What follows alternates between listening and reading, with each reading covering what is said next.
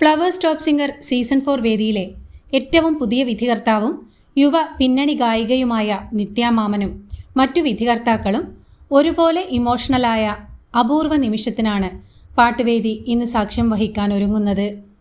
മനസ്സിൽ തട്ടി അത്രയും ഫീലോടുകൂടിയാണ് പാടിയത് എന്നാണ് നിറഞ്ഞ മനസ്സോടെ വളരെ വൈകാരികമായി നിത്യ മാമൻ പ്രതികരിച്ചത്. ആലാപനത്തിൽ ലയിച്ച് ആസ്വദിച്ചുകൊണ്ടാണ് മുതിർന്ന വിധികർത്താക്കളായ MGയും ശരത്തും പ്രകടനം വിലയിരുത്തിയത്. അതിമനോഹരമായിട്ട് പാടി എന്നാണ് ഹൃദയം തുറന്ന് MG അഭിപ്രായപ്പെട്ടത്. 150 മാർക്ക് എന്നാണ് ശരത് സാർ അഭിപ്രായപ്പെട്ടത്. ഓർമ്മകളെ കൈവള ചാർത്തി എന്ന സലിൽ ചൗധരി ഈണം പകർന്ന ഹൃദയസ്പർശിയായ ഗാനത്തിൻ്റെ ഹൃദയഹാരിയായ ആലാപനത്തിലൂടെ ഗൗതം കൃഷ്ണയാണ് നിത്യ മാമനെയും മറ്റു വിധികർത്താക്കളെയും ഒരുപോലെ ഇമോഷണലാക്കിയത്.